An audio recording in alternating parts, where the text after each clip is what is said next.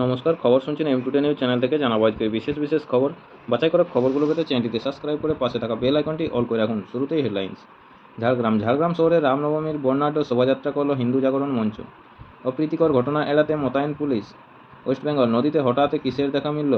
ভয়ে কাঁটা সকলের, ঘিরে ধরেছে আতঙ্ক। West Bengal weather update today. আগামী 48 ঘন্টায় ঝড়, জল, দমকা হাওয়া কাঁপাবে দক্ষিণবঙ্গের 4 জেলায়। কলকাতা সহ দক্ষিণবঙ্গে বৃষ্টির পূর্বাভাস। সপ্তাহভর কেমন থাকবে শহরের আবহাওয়া? বিস্তারিত জানতে আমাদের চ্যানেলটির সাথে যুক্ত হয়ে থাকুন। গোপীবল্লভপুর 1 নম্বর। গোপীবল্লভপুরের গুহাশোল গ্রামে অল চিকি মিশন 2025 সহ একাধিক বিষয় নিয়ে বৈঠক করল ভারত জাগাত মাঝি পারগানা মহল। ঝাড়গ্রাম শান্তিনগরে বাসন্তী পুজোর মহানবমীতে প্রতিমা দর্শনে উপচে পড়ল দর্শনার্থীদের ভিড়ে। ঝাড়গ্রাম তীব্র গরমের জেরে ঝাড়গ্রাম শহরে রামনবমীর শোভাযাত্রাতে অংশগ্রহণকারীদের হাতে জলের বোতল তুলে দিলেন ঝাড়গ্রামের আইসি।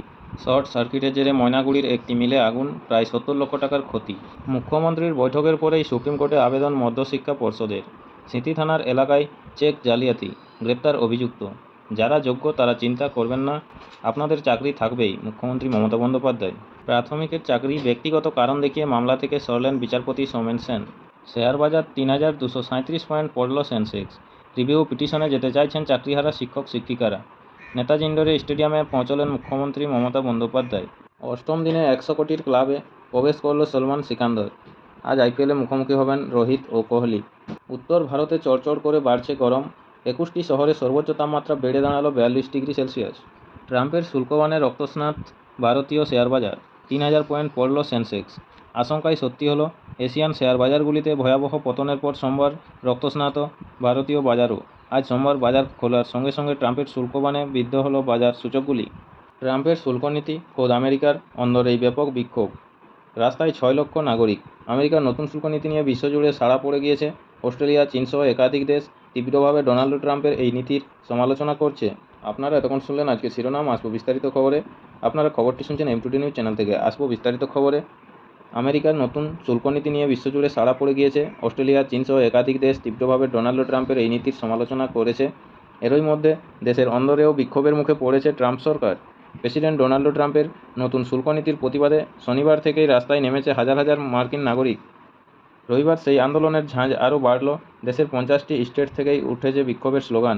জানা গেছে, রবিবার ট্রাম্পের সিদ্ধান্তের প্রতিবাদে 150টিরও বেশি দল রাস্তায় নেমে প্রতিবাদে সামিল হয়। আমেরিকা জুড়ে কমপক্ষে 1400 জায়গায় যা নানা ধরনের সমাবেশ ও মিছিলের আয়োজন করা হয়।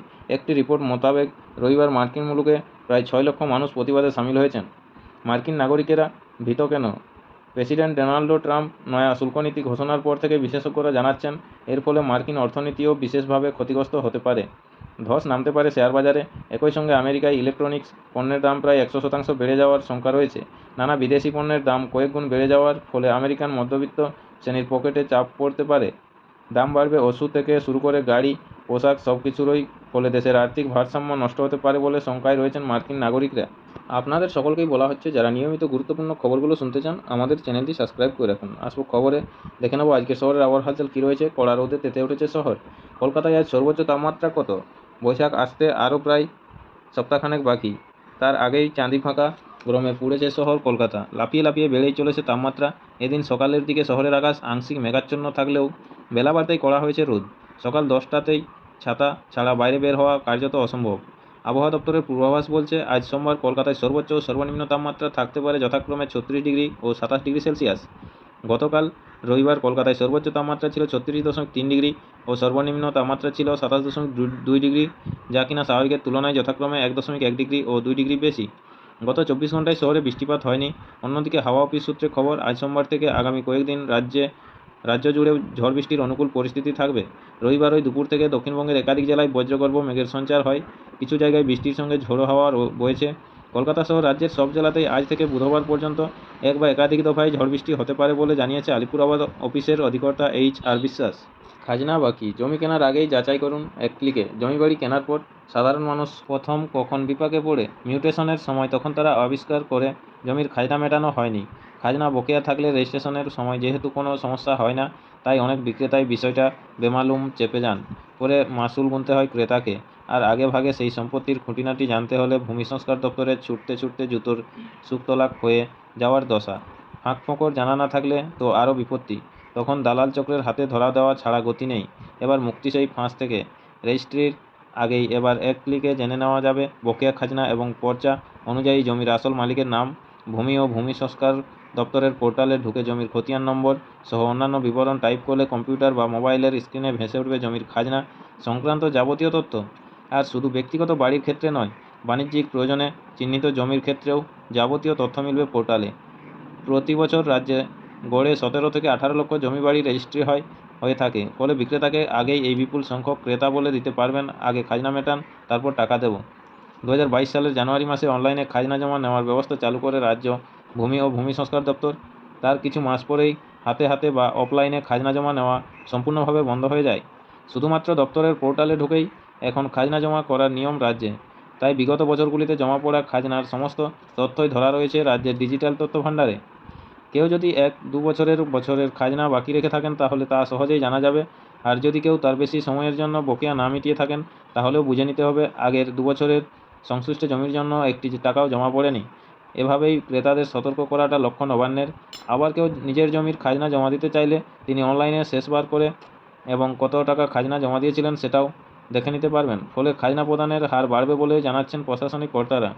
প্রতিদিন নিয়মিত গুরুত্বপূর্ণ খবরগুলো শোনার জন্য আমাদের চ্যানেলটি সাবস্ক্রাইব করে রাখুন। ফিরে আসবো খবরে। জাল ওষুধ নিয়ে তদন্ত ও ধরপাকড় চলছে রাজ্য জুড়ে। তার মধ্যেই সামনে এলো চাঞ্চল্যকর তথ্য। জানা গেল ডাবল ইঞ্জিন রাজ্য অসম থেকেও বাংলায় ঢুকছে গুচ্ছ গুচ্ছ জাল ওষুধ। সেসব ওষুধের পাতা হুবহু আসলের মতোই। ড্রাগ কন্ট্রোলের আধিকারিকরা জানতে পেরেছেন পশ্চিমবঙ্গের বিভিন্ন জায়গায় এখন অসমের একটি দালাল চক্র সক্রিয়। এই চক্রের লোকজন চিকিৎসার জন্য রোগী নিয়ে আসে বর্ধমানে। সেই সূত্রে এখনকার বেশ কয়েকটি নার্সিংহোম কর্তৃপক্ষের সঙ্গে তাদের সুসম্পর্ক রয়েছে। এমনকি কেউ কেউ রীতিমতো নার্সিংহোমের বেড ভাড়া নিয়ে রেখেছেন, রোগী এনে সেই বেডের ভর্তি করানো হয়। এই দালালরা জাল ওষুধের ক্যারিয়ার হিসেবে কাজ করছে বলে অভিযোগ। তারাই নিম্নমানের ওষুধ সরবরাহ করছে বাংলার বিভিন্ন জায়গায়। ড্রাগ কন্ট্রোল বিভাগের এক আধিকারিক বলেন, ওষুধের পাতায় থাকা কিউআর কোড স্ক্যান করলে আসল ও নকলের পার্থক্য বোঝা যায়, কিন্তু সবার পক্ষে তা দেখা সম্ভব নয়। সেই সুযোগটাই নিচ্ছে জাল ওষুধের কারবারিরা। তাই প্রতিটি দোকানে সরকার ঘোষিত নিম্নমানের ওষুধের তালিকা এবং বিক্রেতার লাইসেন্স সামনে ঝুলিয়ে রাখার কথা বলা হয়েছে। অনেকেই তা করছেন না। কয়েকদিন আগে দুর্গাপুর শহরের কয়েকটি ওষুধের দোকানের মালিককে এর জন্য সতর্ক করা হয়েছে। বর্ধমানের ওষুধ দোকানগুলির ওপরে নজর রাখা হচ্ছে, নিয়ম না মানলে জরিমানা করা হবে। স্বাস্থ্য দপ্তর সূত্রে খবর, বর্ধমান শহরে ওষুধের বড় বাজার রয়েছে। বীরভূম, মুর্শিদাবাদ সহ দক্ষিণবঙ্গের আরও কয়েকটি জেলার ব্যবসায়ীরা এখান থেকে ওষুধ কিনে নিয়ে যান। এরকম একটি বাজারের দিকে স্বভাবতই নজর ছিল জাল ওষুধের কারবারিদের। বিষয়টি নিয়ে হইচই শুরু হওয়ায় এবং প্রশাসন তদন্তে নামায় এখন তারা অনেকটাই সতর্ক হয়ে গিয়েছে বলে খবর। পূর্ব বর্ধমান জেলা পরিষদের জনস্বাস্থ্য দপ্তরের কর্মাধ্যক্ষ বিশ্বনাথ রায় বলেন, চিকিৎসকের পরামর্শ মতো কোনো ওষুধ দিনের পর দিন খাওয়ার পরও কাজ না হলে যে কেউ ড্রাগ কন্ট্রোলে অভিযোগ জানাতে পারেন। আধিকারিকরা তৎক্ষণাৎ তদন্ত করে পদক্ষেপ গ্রহণ করবেন। অসমের মতো বিভিন্ন রাজ্য থেকেই নিম্নমানের বা জাল ওষুধ ঢুকছে বলে জানা যাচ্ছে। ওইসব রাজ্যে জাল ওষুধের কারখানা গড়ে উঠলেও সেখানকার সরকার কেন পদক্ষেপ করেনি, সেই প্রশ্ন উঠবেই। প্রশাসন সূত্রে জানা গিয়েছে, বর্ধমানে ওষুধ পাচার চক্র বহুদিন ধরে সক্রিয়। বছর দেড়েক আগে শহরের একটি আবাসন থেকে পুলিশ প্রচুর পরিমাণ ওষুধ উদ্ধার করেছিল। ওই ওষুধ অবৈধ উপায়ে সরকারি গোডাউন থেকে বাইরে এনে খোলা বাজারে বিক্রির রমরমা কারবার চলত। সেই ঘটনায় পুলিশ একজনকে গ্রেপ্তারও করে। চক্রের বাকিরা অধরা ছিল। ওই চক্রটি জাল ওষুধের কারবারেও জড়িত কিনা তা খতিয়ে দেখছেন তদন্তকারীরা। ড্রাগ কন্ট্রোল সূত্রে খবর, বর্ধমান জেলা থেকে এখনও নকল ওষুধ উদ্ধার হয়নি। তবে এ সংক্রান্ত একাধিক গুরুত্বপূর্ণ তথ্য আধিকারিকদের হাতে এসেছে। এখন তথ্যগুলি যাচাইয়ের কাজ চলছে। সেই সঙ্গে আতশকাঁচের তলায় রয়েছে অসমের দালাল চক্রের কাজকর্ম। তামিলনাড়ুতে পাম্বান সেতুর উদ্বোধনে মোদি, অনুষ্ঠান বয়কট স্ট্যালিনের। চেন্নাই, দেশের প্রথম ভার্টিক্যাল লিফট সেতু জাহাজ যাওয়ার পথ করে দিতে খুলে যাবে উলম্বভাবে। রবিবার রামনবমীর দিন তামিলনাড়ুতে পাম্বান সেতুর উদ্বোধন করলেন প্রধানমন্ত্রী নরেন্দ্র মোদী। রামেশ্বরম দ্বীপকে দেশের মূল ভূখণ্ড মণ্ডপের সঙ্গে জুড়িয়ে রামনাথপুরম জেলার অবস্থিত এই সেতু। এর উপর দিয়ে যেমন ট্রেন চলাচল করবে, তেমনই নিচ দিয়ে অনায়াসে যাবে জাহাজও। তবে এদিনের অনুষ্ঠানে তামিলনাড়ুর মুখ্যমন্ত্রী এম.কে স্ট্যালিনকে দেখা যায়নি।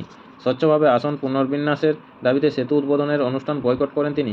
শ্রীলঙ্কায় 3 দিনের সফর শেষে এদিন তামিলনাড়ুতে পৌঁছয় প্রধানমন্ত্রী। পরে সেতুর উদ্বোধনের পাশাপাশি উপকূল রক্ষীর জাহাজ ও রামেশ্বরম তাম্বরম ট্রেনের যাত্রার সূচনাও করেন।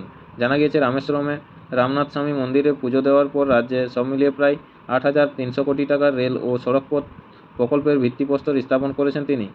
1914 সালে ব্রিটিশ ইঞ্জিনিয়ারদের হাতে তৈরি হয়েছিল পাম্বান সেতু, কিন্তু বর্তমানে পুরনো সেতুটি অকেজো হয়ে পড়েছে। আর সেই জায়গায় 700 কোটির ব্যয়ে তৈরি হয়েছে 2.8 কিলোমিটার দীর্ঘ এই সেতু। এর মাঝ বরাবর জাহাজ চলাচলের পথ খোলা রয়েছে। তৈরি করা হয়েছে 72.5 মিটার লম্বা উলম্ব একটি অংশ, যা জলস্তর থেকে 17 মিটার উপরে উঠে নিচে দিয়ে যাওয়ার পথ করে দেবে। সেতুতে দুটি রেলওয়ে ট্র্যাকও রয়েছে, যার উপর দিয়ে ঘন্টায় 80 কিলোমিটার বেগে ছুটে যাবে ট্রেন। এটি এমন বিশেষ প্রযুক্তিতে তৈরি করা হয়েছে যে চরম আর্দ্র আবহাওয়াতেও দীর্ঘ সময় অক্ষত ও মজবুত থাকবে।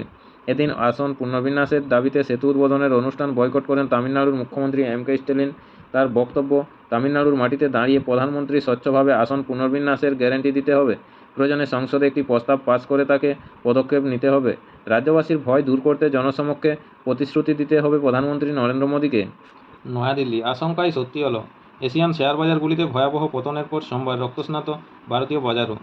আজ সোমবার বাজার খোলার সঙ্গে সঙ্গে ট্রাম্পের শুল্কবাণে বিদ্ধ হলো বাজার সূচকগুলি।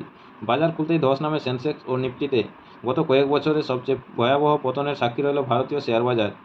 দিনের শুরুতেই 3000 পয়েন্টেরও বেশি নিচে নেমে যায় সেন্সেক্স। অন্যদিকে 1000 পয়েন্ট পতনের সাক্ষী হয় নিফটিও। ভয়াবহ এই ধ্বংসযজ্ঞে বাজার থেকে উঠে যায় প্রায় 19 লক্ষ কোটি টাকা। মাথায় হাত পড়ে শেয়ার বাজারে বিনিয়োগকারীদের। তবে দুঃসময়ের শেষ এখনও নয়। বাজার বিশেষজ্ঞদের আশঙ্কা, আরও নিচের দিকে ধাবিত হতে পারে সেন্সেক্স নিফটি। কেন পড়ছে শেয়ার বাজার? বিশেষজ্ঞরা জানাচ্ছেন, বিশ্বজুড়ে অস্থিরতার জেরেই সমস্ত শেয়ার বাজারগুলিতেই এই রক্তস্নান চলছে। মার্কিন প্রেসিডেন্ট ডোনাল্ড ট্রাম্পের নয়া শুল্ক নীতির জেরে বিভিন্ন দেশের আর্থিক বাজারে যে ধাক্কা লেগেছে, তার প্রভাবে কেঁপে উঠেছে শেয়ার বাজারও। পাশাপাশি একই সঙ্গে মধ্যপ্রাচ্যে বাড়ছে যুদ্ধের দামামা, বিধ্বস্ত হয়ে রয়েছে গাঁজা। সংকট কাটেনি ইউক্রেনেও, ফলে ধস নামছে অর্থনীতিতে। টানা পতনের সাক্ষী থাকছে শেয়ার বাজারগুলি। নমস্কার, এখনকার স্থানীয় সংবাদটি এই পর্যন্তই। পরের সংবাদটি পেতে চ্যানেলটিতে সাবস্ক্রাইব করে পাশে থাকা বেল আইকনটি অল করে রাখুন। সবাই ভালো থাকুন, সুস্থ থাকুন। দেখা হচ্ছে পরের আপডেট খবরে। ধন্যবাদ।